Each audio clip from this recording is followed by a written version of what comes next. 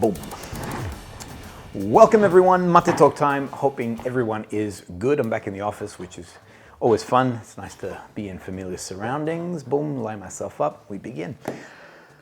So, 1986. There was a, sorry, I'm gonna kick into it, right? So 1986, there was a revolution that occurred in Europe, began in Italy actually. So there was a McDonald's that was going to be created near the Spanish Steps. And in direct rebellion to this, fast food being created in Italy, there was, and I forgot the gentleman's name, boom, this man here, created the concept of slow food. And the idea behind it was that he wanted to, I guess, not be caught up in the hype of this fast food revolution, where everything was about, speed and everything else, but which also meant that you lose the real food, essentially. I mean, this is now something that we're all sort of coming into. I love looking at memes and going, do you know what's in your well, actually, I won't name brands. Do you know what's in the blah, blah, blah? So the whole concept of slow food is to remember the core, and that is, it's about gastronomy. It's about enjoying the pleasure of eating, the joy of beautiful food and flavors and textures. One, that was one. Two, it's about knowing where your ingredients come from. What are we consuming here? What is it exactly is in here? And then three, the creator themselves. The chef. And not necessarily a Michelin star chef, but the person who's creating this. And my home, Sandra, as you've heard me mention my beautiful wife, she's a nonna. So I'm abuelo, Argentinian abuelo, but I'm abuelo. And my wife's Italian, so she's a nonna. And the children, my grandchildren, love coming and having pastina, all right? So now let me tell you, and no one makes pastina like Nonna does, like Sandra does. And let me tell you the crazy ingredients that go into pastina. Firstly, it's a small pasta. So think like you've broken all these, so it's just a little teeny tiny pasta. Then it's butter, and you stir it while it's still warm, so it melts into the thing. A little bit of salt, because the butter has some salt already, and a little bit of parmesan to give it a bit of a cheesy thing. That's the secret ingredient. Well, actually, the secret ingredient is Nonna made it. But a lot of the kids, because, oh, we don't like cheese, or whatever. Nonna's like, yeah, sure, you don't like cheese. Shut up, man. You're going to eat this. Nobody makes pastina like Sandra does, like their Nonna does. And they come over, and the first thing they want is pastina. And we can have some whatever else food, but they want pastina. And the secret ingredient here is this care and love that goes into the creation of this food. And so that was the whole part of the slow food process. And it's about all these things, as opposed to, where am I going with this? So I create a video like this, 10 in 10, and it's gents. So already I'm like ticking a number of boxes here. 10 fragrances, line up, video, boom. In 10 minutes, super fast, gents, all right, well that's, at the moment, a lot of the gents want to know. And in 2 months, so this video released in the 30th of June, 17.5 thousand views. For me, for the channel, for NFC, that's a great number. That's like, we've hit a bullseye on that. But I knew that. So a lot of the things that we do on the channel, it's all by design. So rarely is there anything that's random. We structure. I mean, to the point I've got productions already lined up for the next 4 weeks basically. So I knew that was going to hit a mark. And yeah, look, 17.5 thousand views is fantastic. Great result. Then I create this, and this is a perfumer that I love so much. Gianluca Perris, the Paris Monte Carlo range. I've been talking about his perfumes for quite some time now. And this video here, to put into more context, was the first time that he was able to speak outside, able to speak on his brand, because he had a non-compete contract. He was working for Santa Maria Novella, and he was, I think, the GM there, and wasn't permitted to talk about any other brand other than Santa Maria Novella, which makes sense. But his own brand, the brand that he started and his family started, is Perris Monte Carlo. And this video here is the first time that he came back into his brand. So he left Santa Maria Novella and came back into his brand and was able to now speak about the love of his life, which is the creations that he's done. Now, this video came out on the 29th, so a month later, and it's done 956 views. So it gives you an idea of fast food, you know, the ping, ping, ping that hits makes you super excited, does really good. The stuff that really, in my opinion, matters, because some of the conversation points that we had in that particular episode are the joy and the beauty and the art of perfumery, and some of the decisions that he made for his brand and why, and you know, the ingredients that he sourced and why did he go there. 956 views. Nobody watched it. However, having said that, I love the comments that came through. So here are some of those comments. And at the end of the day, this, even though as a, I guess, success when it comes to views and algorithm, blah, blah, blah, on the channel, it's not deemed as a success, this particular episode.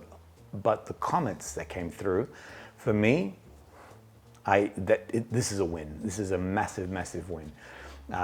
These comments about the joy of perfumery, the real slow food element of it all, the understanding of why he made certain decisions about honoring the core note as opposed to, you know, grabbing this beautiful core note, you know, a rose that's taken from grass, but now you're like, bop, bop, bop, you're putting all these things around it, and you just sort of lose it in amongst, you know, in a crowded field of other things. Whereas here, Gianluca made a very conscious decision very early on, and it was almost against the grain. Because when he made that decision to do that style of perfumery, everyone else was doing compositions, you know, or, you know, a night in Paris, for argument's sake, and, you know, what does that smell like? Whereas he was going, no, this beautiful ylang ylang from Nosy Bay, this is something that needs to be celebrated. So that is its core feature, and everything else that is built around it is only there to celebrate that core feature. So, so what's my motivation to this video? Today I really want to talk about perfumers that I really love, and I go back to the basics, which is that when I started the channel, it was really about a celebration of niche perfumery. There's a lot of beautiful fragrances out there, and just so you know, designer perfumes, actually I pointed, there's no designer fragrances there. There's no designer fragrances anywhere here. Designer fragrances are beautiful, nothing against them. So I'm not snobby regarding that. A beautiful smell is a beautiful smell. I even tell people, like Lynx, you know, the Lynx in a can, that's a beautiful smell. And I actually compliment people. I'm like, well, you smell good. Oh yeah, it's Lynx exit. I'm like, fantastic, man, it works. It smells really nice. Beautiful smell is a beautiful smell. But for me, I want to slow food it. I want to slow it down. I want to understand things. I want to unbox stuff. And it's more the art of perfumery that I celebrate and that I enjoy and that I want to share with you guys, you know. And I get it. It doesn't resonate with everybody. And I get it. Here's another thing. I get comments sometimes like they come at me with pitchforks and knives. I talk too much. Okay, it's true. You know, just get to the point. You know, I love when some people write, you know, they'll say, 7 minutes and 5 seconds, you'll thank me later. That's when the review basically starts. For 7 minutes, I'm banging on about something. But it's all context to, you know, it's all context to the bigger story, you know, and understanding what makes this unique. And that's the key that I love sharing. This comment came through, and this, again, warmed the cockles of my heart, because when I read, and I cut it off because I didn't want to, it's not about pointing the finger. Everybody, you do you. So I get it that there are other content creations, blah, blah, blah, or creators that want to do it in a particular style. I'm cool with that. I don't have, I'm just doing what I really love and hoping that as I share it with you guys, that it actually captures an audience and you guys can share this joy with me. Just so you know, oh, sorry. So there's the comment, and I responded and thanked this gentleman for. I'm glad that this actually resonates. Just so you know, and I don't want to, because the other thing too, I don't want to die on this hill. You know, as the lone man. No, I'm going to make content, and then slowly lose my audience, because I mean, that's pointless. So on this side here is my long form videos. That's the standard. When you see a YouTube video, that's where it's all filmed. But on this side, and I've reshaped my office, this side will become TikTok. So I am creating, understanding that obviously that's the area that is continuing to grow and people want to hear a message there. So I am creating a new setup. It will be designed for TikTok and more reels and things like that. But of course, I want to do it in the NFC way. So yeah, I still want to stay true to my love for the art of perfumery. So it gives you an idea of what is coming down the line. Boom. That was a lot of info, wasn't it? Ooh. Someone's going to write 11 minutes and 23 seconds. You can thank me later. Actually, a little bit more, because I need to have a small drink. And today I'm going to talk about perfumers, and there's so many. I actually took a while. There's a reason why I selected each one of these to put onto your radar. But let me show you this. And I will begin with, started on Jean-Luc Perris. So let me go Jean-Luc Perris. Now, why do I think that? Firstly, I feel that the Paris Monte Carlo range is underrated. Please, I really encourage everyone to go and check out this range. There is something for everybody. They're all broken up into collections, super easy to understand, meaning that the Italian collection is the citrus family, then you have your black collection, which is now about core notes in perfumery, vetiver and patchouli and etc. And then you have the gold collection, which is now these very unique, deep and a massive celebration of perfumery. And then there's the white collection, or is it the floral collection? Anyway, these white bottles, and that's all florals that have been created. Now, staying true to his original design, Gianluca wanted to research and find unique notes, and now you put that at the core of the composition, and then celebrate it with other notes that accentuate it as he finds it in nature. In that interview that I did with Gianluca, he talked about Vanille de Tahiti. Now, this is the greatest vanilla fragrance, and I don't want to say that it's the only one there, but if I was going on a desert island, this would be the one that I would grab as my vanilla fragrance. And you can see from the way I've hit it that this is a big favorite for me, and also within the office.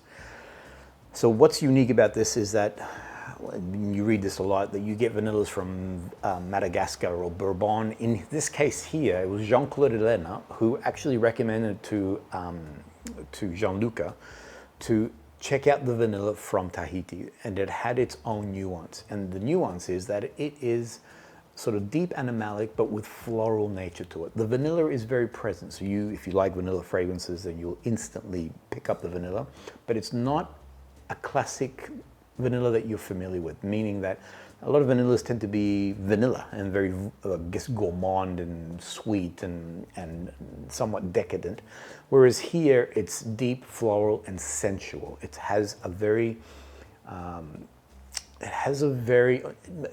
I don't want to say feminine, but because of the florals, ylang ylang and this magnolia that's in there, it can lean a little bit more on that floral side. But for a man, it works really, really well. I've had some men, because I've been recommending this for quite some time, I've had some men who said, look, I try to wear it, but it's way too feminine on me.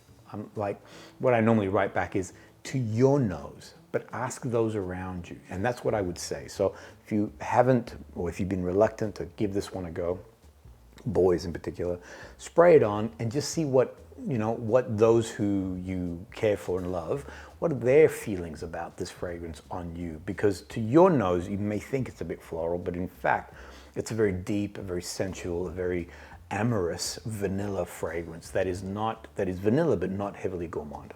Big, massive, incredible recommendation. So there is the, in the black collection, there's the EDP. I prefer, and I recommend to you, the extract. One, its presence and sillage and the bones of it is a lot stronger. I find also that the floral note is a lot deeper and a lot more sensual in the extract than it is in the EDP. So anyway, that's one that I would put to you as a recommendation. All right, I'm gonna move on, next one.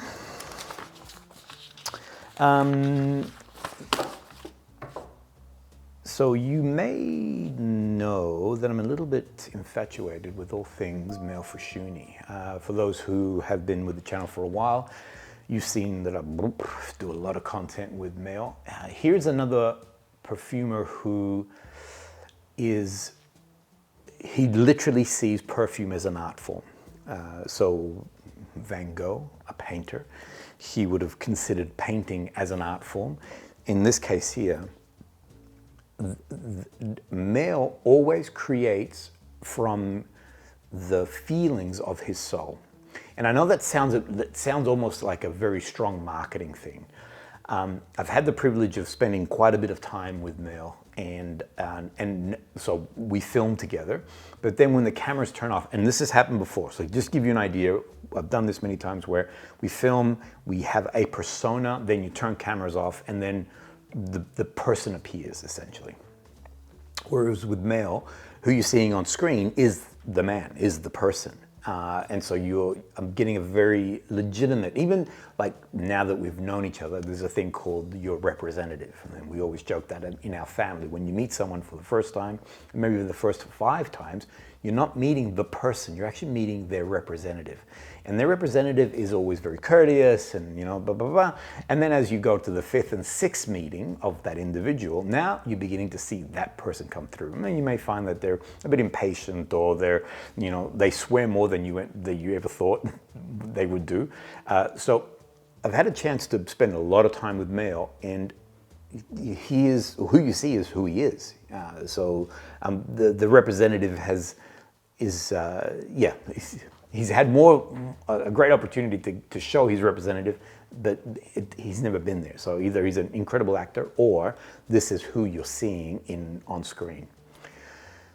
The thing that I love about, and watch this particular episode, this is Violinetta, and that is what I'm wearing today. This is the one that I would recommend to you. Bop, bop. Can't see it.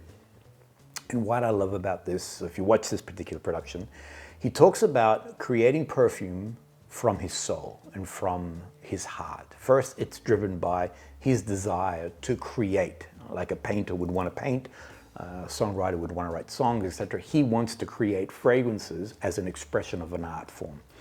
He then hopes that it resonates with an audience. And actually, again, watch this episode, he talks about it. These are not my words, these are his words. And there's such an authenticity, and I know that's a word that you can easily sort of take advantage of, because to be authentic is cool, but there's a genuine authenticity in the way that he creates and the fragrances that he does. In this particular episode here, he showed me his diaries. I didn't read them, so I don't know what the content in there, but in here he says these are his memoirs and his thoughts, and this is what goes to create the fragrances that he wants to express. So if you want perfume now as slow food, as an art form, as something that is very deep and resinous when it comes to, at the end of the day is this, perfume is as a fragrance, okay? So I put it on to make me feel good because I want to smell in a particular way, or because I'm going somewhere and I want to represent myself to the world, etc. So there's no change in that. But at the same time, as I said, these are now expressions of him as he shares this with you. So he's allowing you to open up his diary and read certain things, essentially, through the olfactive presence of these fragrances. Sounds super deep. I had another person who wrote, and I love it, he was like, what in the world? It's just a perfume. That is true. That is 100% true. But every art form communicates something. A painting is communicating something to you. Okay, so not a Marvel film, sorry, for those who love Marvel, but like 2001: A Space Odyssey. These are all actually, recently I'm watching this movie here, Ran, and you got to watch this, everybody. It's a slow movie. This is, again, slow food style, all right? So for those who might love, you know, the bing bang boom of superheroes, you're gonna hate this. I'll give you a heads up, but slow down, watch it. The messaging in here is so deep and profound, it'll blow your brain. Anyway, I recommend to you, if you're new to male FUSCIUNI, please start here. Viola Nere is gorgeous. And in preparation for today, here's the date. I got this email. So I'd love it when subscribers and people reach out to me and share things with me. And this is what they're saying. Thank you for putting me on to Sogni by Male FUSCIUNI. That's another one that I would recommend to you. Fantastic fragrance. Such a beautiful, beautiful expression of Japan. And just like this person wrote down, you can feel, if you've had a chance to travel, you can feel yourself in Japan. So I would recommend to you Viola Nere. This is now the classic, almost, I wrote it in a particular way that I really liked. Okay, yeah. It's modernly, I don't even think that's a word, but it's modernly nostalgic. There's a nostalgia in here that reminds me, I don't know whether it's my mother or whether it's something of the past. It almost feels like an imagined memory, you know? But I can feel something from the past, but it's very modern in the way that it wears, and it's very modern in a scent profile for a man or a woman to wear. I love, love, love this fragrance. This one here won an award for male in Italy. Please, this is just gorgeous. And I know that I didn't tell you what it's like, because, and I wrote that because I said, okay, I'll tell you. It's powdery, it's floral, it's soft, it's comforting. There's a beautiful elegance to this fragrance, but I can tell you all these things, but I want you to experience it. Go out, spray it on, see what it's like. It's a beautiful fragrance for yourself. It's so, anyway, you'll enjoy it, boom. All right, let me move on. I have a feeling this might be a long mate talk. Interesting. I say interesting because I'm getting ready for comments that'll come through. It is what it is. Next one. So this is another perfumer that I really admire, and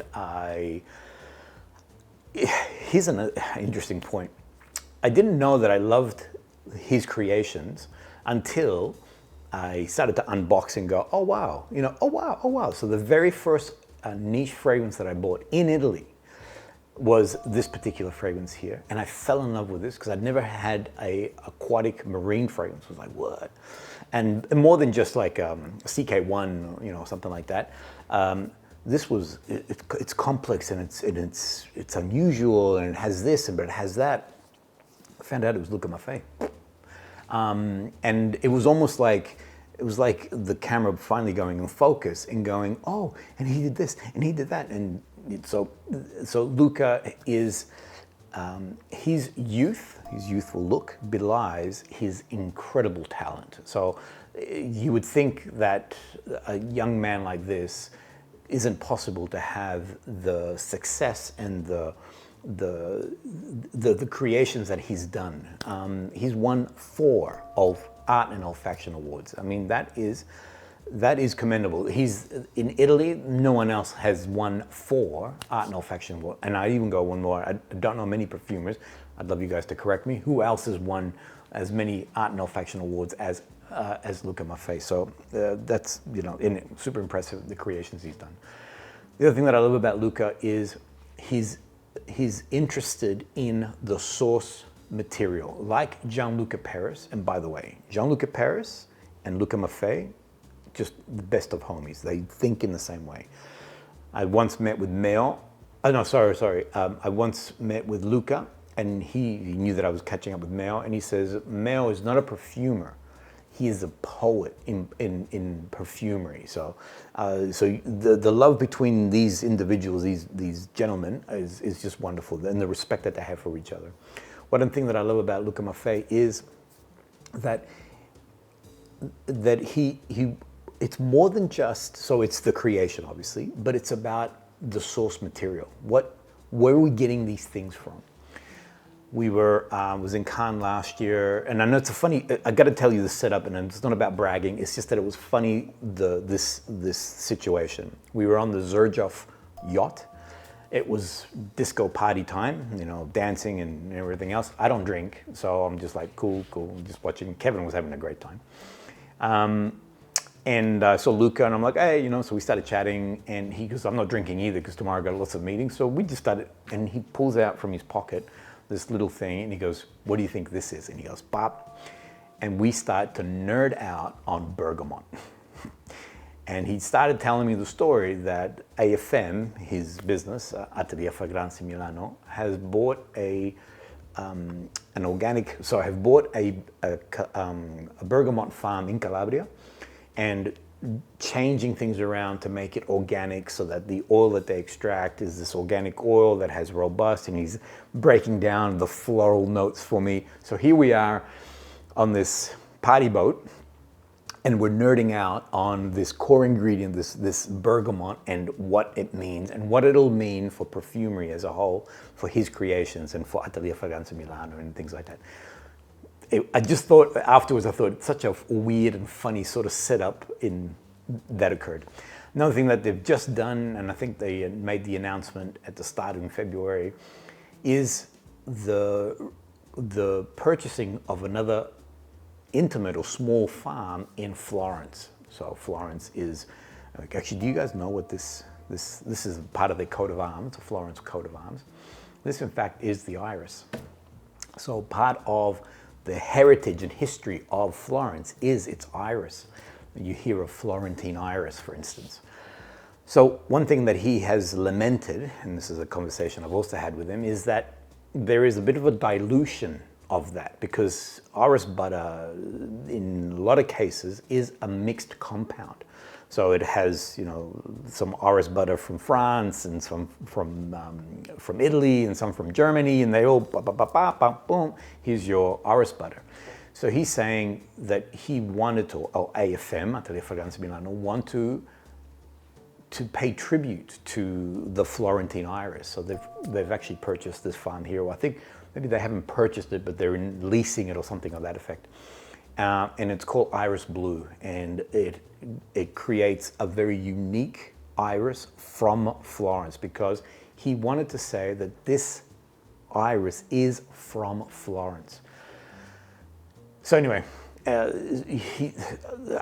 so again, a lot of love and respect, one for him as a creator, and two for him as this, I guess, respecter of the natural ingredient and the benefit of it in perfumery. Going back to Jean-Luc Perris in this episode that I created with him, he made the very clear point that you need synthetic aroma chemicals to elaborate the palette of a perfumer. If you could just create with naturals, you would be limited. We know this to be true. Chanel No. 5, when that first released, it was that aldehyde that created that twist and created all this magic behind the fragrance. But, Jean-Luc said, I will never, these are his words, I will never substitute a beautiful raw ingredient for a synthetic one. If we have a beautiful raw ingredient, then that needs to be celebrated with the synthetic there to support it, assist it, and make it, I guess, sing better, essentially.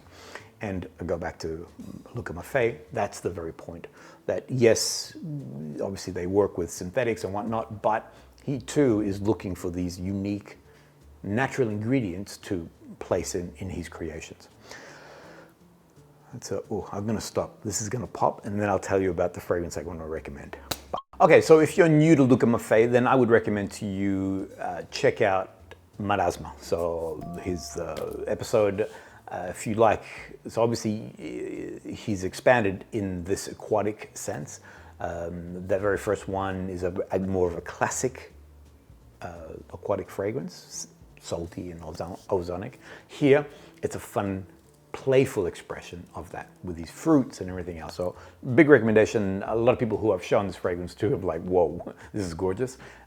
Great as a summer fragrance. It's pretty good as an all year round, but obviously sings better in summertime. The one that I want to put forward to you also to test out and to also discover the magic. And this is the reason why I love this one is it's so, it moves with so much elegance. There's a lot of evolution on this fragrance, where it begins, how it ends, just incredible, incredible. Hypno Orange, the brand is Cor Eterno, and if you actually, a lot of the fragrances from Cor Eterno have been created by Luca Maffei. So the owner, Michelangelo Brancato, and Luca are good friends, and so there's been a lot of creations on these gentlemen that work together quite often. This is a new release, Hypno Orange. Have a look at this particular production. I go into a lot more detail about it. For those people who love citruses and orange, almost like an orange blossom sort of note profile, this fragrance here opens with this divine, ensnaring citrus, slightly sweet and super alluring. It makes you instantly happy. It takes you into sunshine. But where it begins and where it ends, you'd be surprised that it's the same fragrance. I've got it here. And I mentioned in that episode that it goes to a slight cake-like gourmand touch. And it's wild because none of those ingredients are in there. There is an amber or something like that is listed. So there could be some vanilla within that amber accord. But it has this incensey touch. Has this incense touch. There we go.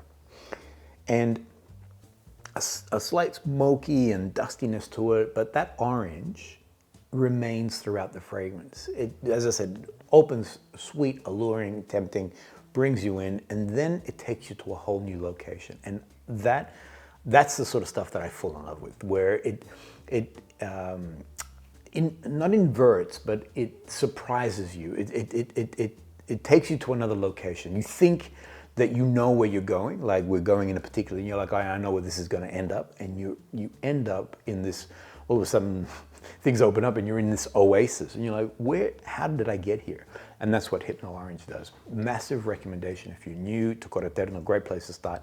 I know Mystic Sugar gets a lot of hype. It is a really good fragrance, don't get me wrong, but I really love this. Actually, in that episode, I mentioned it before, and just before I started, Hannah was saying that she goes, I can smell two things. One is I can smell the vanilla, so she could smell the vanilla de Tahiti. She goes, but I'm getting something else. Anyway, I'm like, check this one out. And she's like, oh, wow, what is that? So Hypno Orange. Grace, one of my other editors, in smelling this, she made the same comment, and she's like, I could buy this bottle. I have a library system. I said, don't worry about it. You can borrow it. She goes, no, I know I can borrow it. I want to own my own. All right, so here's a really good fragrance. Luca Maffei, great way to see his artistry and skill when it comes to creating fragrances. Boom. There it is. Yeah, that's it. It's only fair. I'm not going to spend a lot of time on this one because for those who are familiar with the channel, I bang on about this all the time. So another favorite perfumer of mine, Alessandro Gaultieri. He's the one that really got me into the real avant-garde expression of perfume as an art form. Because the misunderstanding I feel in niche perfumery, early on, now not so much, it was that perfume, yes, you wanted to smell good, but you also, niche perfumery, you want it to say something to you. It's actually designed to create some kind of, whether it be a visceral response, something you're like, whoa, what is this? This is disgusting, or this is exciting, or whatever. So create a very genuine response from you, and no one does better than Alessandro Gaultieri. He literally shocks you into the present, and some people absolutely adore what he does, other people are repulsed by what he does. I had this comment come through recently, and as I was reading it, and it was on Mega Muddy that this comment came through. I'm going to paraphrase in case you want to read quickly. Was in the Navy, wanted to get a marine style fragrance, but not a beachside fragrance, wants the deepness of the ocean, came across this and thought to himself, I'm going to spray it before I go to bed. Now, when I read that at the time, I literally did this emoji. I'm like, what? This is insanity. And then as I kept reading, I'm like, well, there it is. And that was it. This gentleman had to jump out of bed and wash this thing off because it was killing him. I had a similar experience with this where it opens so pleasant, so beautiful, and so floral and gentle, and goes to this place of insanity. You know, this heavy, musky, algae, rotting. There's an intensity to this fragrance. So if you haven't come across Alessandro's work, or you haven't this one in your collection, I strongly recommend this one here. Yes, so you're now deeper into the whole niche sort of understanding, but Mega Mare is one of the classics that just needs to be had and enjoyed. And then there's everything else that Alessandro does, whether it's in Nasomato or Orto Parisi. Just to give you a quick breakup to understand the two collections, I find that Nasomato are a lot more complex and a lot more elaborate. There's different themes happening throughout there. There's not one set of DNA that sort of exists. Whereas with Orto Parisi, there is a very clear DNA, and that is robust, animalic, and strong. There is a deep sense of muskiness or oud, of guttural sort of scent profile, you know, and that's what it does really, really well. So that gives you a quick snapshot of how to separate the two when it comes to the creations. Boom. All right, let me see. Another perfumer that I love. Unfortunately, we don't have him here in Australia. So it's when I go overseas, in particular, if I'm in Paris, I'll obviously visit the boutique, and that's Monsieur Pierre. The interesting thing, so let's go back to Alessandro Gaultieri. He released Duro, the very first fragrance, or part of the first collection, in 2007. Niche perfumery was just beginning to sort of, it was still on its training wheels, essentially. People were beginning to understand. There wasn't a lot of avant-garde or very sort of funky niche fragrance brands out there. So Alessandro at that time came out with Duro and Narcotic V, and both were really bizarrely different to the rest of the niche field. Pierre, even though he's a very, very young man, well, young man when he started, he's a very, very young man because he's probably about the same age as I am, so forget about it. He started in 2002, if I'm not mistaken. Here, I'll put it here. And it was by chance. So he never started out to be a perfumer. He was a chemist. I think his father owned a business which was about chemistry and blah, blah, blah. Creating, actually, I'm not even going to pretend to know. But I know he was involved in that. His father passed away, and he wanted to create something to remember his father by, and so he created Cose. And Cose is this very woody, very tobacco. He wanted to sort of replicate his father's cigar box, essentially, as a way of preserving the memory of his dad. He was wearing it one day. This is all true. This is a story that he shared with me, okay? So I'm not just making stuff up. He was wearing it one day, and someone said, he was at a party, and someone said, "Whoa, what a beautiful fragrance. What is that exactly?" He then said, "Oh, it's, you know, fragrance I made, blah, blah, blah." And they said, "Can you make it for me? I'll give you the money for it." Anyway, became a success. Long story short, bada boom, Pierre moved away from the family business of being this chemist and started his perfume brand. What I love about this, if you look at this production here, had a chance to go to Clermont-Ferrand, saying it like a boss. You don't know how many times I practiced that with Pierre. He was helping me with that, the French pronunciation of Clermont-Ferrand. Anyway, did this episode with him. I still love this episode to date. It's another slow food style of production, in the sense that really understanding who he is, why he creates, and then more importantly, the atmosphere or the environment in which he creates. He controls all elements of his fragrance and his creation. From the conceptual, the idea, the actual fragrance itself, to then he actually does himself. He actually creates the fragrances. He does, so it's very tactile. So again, I go back. This is the creator. This is now, it's done within his environment, under his supervision. His people do all the packaging. Nothing goes, you know, outside of his factory and his location. And then it comes out to us. So I really love it.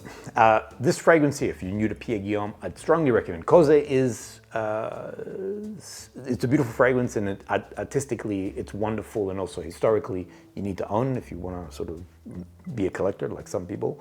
But if you're new to Pierre Guillaume, start here. This is Cria Venenum. So it's a, I don't know what venenum means, but I think it's poison, perhaps. Cria is the leather. What this is orange blossom. I love orange blossom. As a fragrance note, it's so intoxicating. And it's that beautiful white floral tinged with elements of the sweet orange element, but it never goes into one or the other. It stays in this beautiful balance between the two. Clear venenum, what did I have? Oh, that's vanilla. All right, never loses the orange blossom touch. Opens with this orange blossom, super ensnaring and divine and just, you know, like instantly alluring. But as it dries down, it has a very gentle, animalic, leathery touch to it. There is a,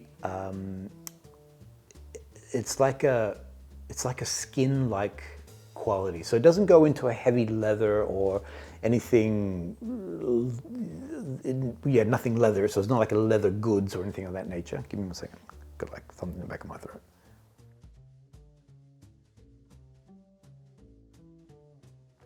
Excuse me, sorry. So it never goes to leather goods or shoes or anything like that, like some fragrances can. It's more about the skin, animalic skin, you know, the sensuality of that. Incredible fragrance. And one that a man or a woman can comfortably wear. This is one that Sandra and I both enjoy wearing. I know that whenever I'm wearing it, Sandra is like, and it's always funny because it's like she forgets that this fragrance exists in the collection. But it's just a really divine, very alluring fragrance. This was one that you would create mystery if you were doing, like if you were going out on a first date or something of that nature, because it balances the sweet floral element, the orange and the orange blossom, with that slight animalic skin-like musky quality to it, and it walks a delicate but beautiful line. Excuse me, sorry. Big recommendation. That one there, if you haven't had a chance to experience it, then I would recommend it to you. Down to the last one. Oof, okay. Let me do a small cut because it's 5 o'clock and Hannah needs to go home. She's being very respectful and not interrupting. So I'll be back in a second. And back. Hannah had to go home. I said to her, I'm gonna probably still be filming. Don't worry about it. Just wrap up, and you know. But she didn't want to make noise. But I could hear her anyway, I felt conscious that she needed to go home. All right, let me keep going. So last one that I would like to talk about is the incredible perfumers from Flair Paris. This is another one similar to LUCA MAFFEI, when I started to, fragrances that I love enjoy them, love wearing them. And when I start to unbox and go, oh, hang on a second, it's all these incredible women from I guess the perfume factory, Flair Paris, this creation hub that's there. The KM Fragrance Tours, for those who are familiar, is a concept that Kevin and I have created, and the idea behind it is really to get a chance to slow food again, slow down, and not only just appreciate these beautiful creations, but also appreciate it alongside the creators. So if you're not familiar with that, have a look at KM Fragrance Tours. I'll tell you a little bit more at the end because we're doing some other things. So in 2024, I had the opportunity to be in the Javoy Boutique in Paris. And part of that experience was being with both AMELIE Bourgois and Anne-Sophie Bergel, the two, I guess, lead creators of Flair Paris. And we had an opportunity to unbox, well, they selected the fragrances from the Javoy Boutique, and they went through their creation and their motivation. We had a chance to smell alongside them. I had the privilege, look at this photo, look at the smirk or the joy on my face. to sit next to Amélie and, again, nerd it up. I think about LUCA MAFFEI on the Zurich boat, and we're talking about, you know, bergamot. You know, here we are in Paris in this beautiful restaurant, and the whole time we were just talking perfumes, and I'm picking her brain in perfume notes and a whole bunch of stuff. So I just want to put Amélie as a perfumer that I absolutely really enjoy her creations, and I have a very soft spot for rouge smoking extract, and I think it's because when we were in Paris in the Jovoy boutique, obviously she created rouge smoking, the OG, and she had this as a little surprise for us to experience. It was like a sneaky little thing. It hadn't been released yet. We all got to experience it and smell it. And for me, I smell this baby, and I can see myself in the back room of the Jovoy boutique, being in the space, remembering, you know, this whole experience, and yeah, no, it's just a happy thought. Now, forget that. If you didn't get a chance to experience the fragrance with Amélie in the Jovoy in the room at the back, the fragrance is gorgeous, is absolutely divine. There are so many different elements that make it a winner for those, if you love ambery fragrances, vanilla style fragrances, fruity touch fragrances, fragrance with a slight booziness to it.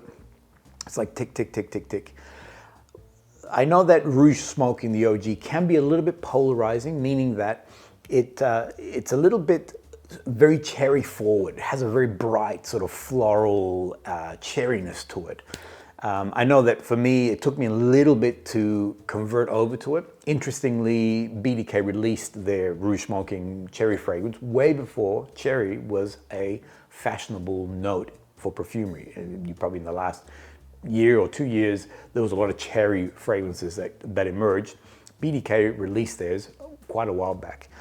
The rouge smoking extrait doesn't go so deep in that bright cherry note. The cherry is definitely present, or that fruitiness of the cherry is present, but now it's surrounded by these more amberous, more denser notes, like I mentioned, the vanilla, the amber, these boozy elements to it. If you want to know more how it moves and evolves, check out this breakup that I did. And I actually did a breakup between the OGs within the BDK and then their extrait siblings, essentially, and how they operate and how they work. Amélie Bourgois created both. And really, when you start to unbox, when you start to unbox the fragrances that she's made, you realize that this woman has got a beautiful library, or a collection, not collection, what's the word? There's another word. A beautiful, boom, this word, of fragrances that are under her, that she signed, that she's created. So, boom, that's another fragrance that I would love to put, or another perfumer that I would love to put to your attention. And if you're new to her creations, then I really would go to the rouge smoking extrait. It's gorgeous. Boom. A mission accomplished. That was funny, slow food, very long Mate talk. There's an awesome young man in Germany, Yannick, I'm talking about you, brother, who once made the comment that if it's not 45 minutes, it's not a Mate talk. So hopefully I've achieved that, and it has been 45 minutes, which I think it has. The last thing that I want to share with everyone is that there is a promo still active with the Libertine people. So you have a chance to win a discovery set with 9 different fragrances. They recently had the Libertine Fragrance Awards. This was voted by Aussies. There's about 2,000 people who participated. And the winners of these awards are all in this collection here. All you have to do is buy anything off the Libertine website, and then use the code NFC10 and you'll go into the draw to win one of these discovery sets. Who won? What's the award about? Have a look at this 10 in 10, the fast food version of content. This was another successful production. So in 10 minutes, Kevin and I talk about these 10 fragrances that won this award and why they're you know, I mean, it's a little bit of theater. It's fun. The tenant, I think of it, they're fun way to express. But I do like to slow things down and take my time and elaborate on certain concepts and ideas and notes, blah, blah, blah. So I'm trying to cater for everybody. That's the idea. So if you like the more snappy snap, you can have that. But if you want to take your time and spend time with discovering a little bit more, then you can go mate talk and some of these other things. Thank you, everyone. One thing that I forgot to mention is, sorry, I was going to wrap up, but the last thing, that we're going to the KM Fragrance Tour. Italy is about to kick off in 3 weeks' time. So I'm going to be in Italy in 3 weeks' time. Really, actually, here is the brochure. So have a look at some of the elements that we're doing. We are actually meeting with LUCA MAFFEI. So this is part of the Italy tour that our guests will enjoy. We are going to AFM. We will be doing a small tour and showing off, or LUCA MAFFEI will be showing off the production capacity. We're going to be smelling actually I should stop because in case my people, keep it a surprise for those who are going to be joining us. But we are going to be with LUCA MAFFEI in Atelier Fragrance Milano. We're also going to Sarzana, and we will be with FUSCIUNI.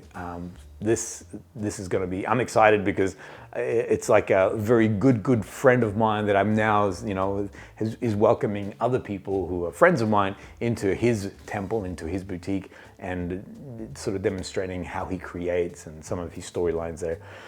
So that's going to be awesome. And we're about to announce in October. So from there we go to Cannes, have a number of meetings. I'm planning to do some more behind the bottle, style of shooting or filming, and sort of uncover more about these creators and founders, etc. The intention is, and we've got a number of things already lined up, that when we leave Cannes and come back to Melbourne, that we will announce the new tour that's happening in September 2026. I'm not going to steal my own thunder. There's some really great things in play already, but we want to already reveal in full details what the 2026 KM Fragrance Tour is going to be about, and that's pretty exciting. Wait till you see what we've got lined up there. It's going to be awesome. Here's the brochure. If you want me to email it to you, I can. I can send it to you as a PDF. Just let me know, and we can organize something there. Now I'll say goodbye. Thanks, everyone. Look forward to reading your comments. I will do my best to answer those, and I'll see you guys all on the next episode. Grazie a tutti.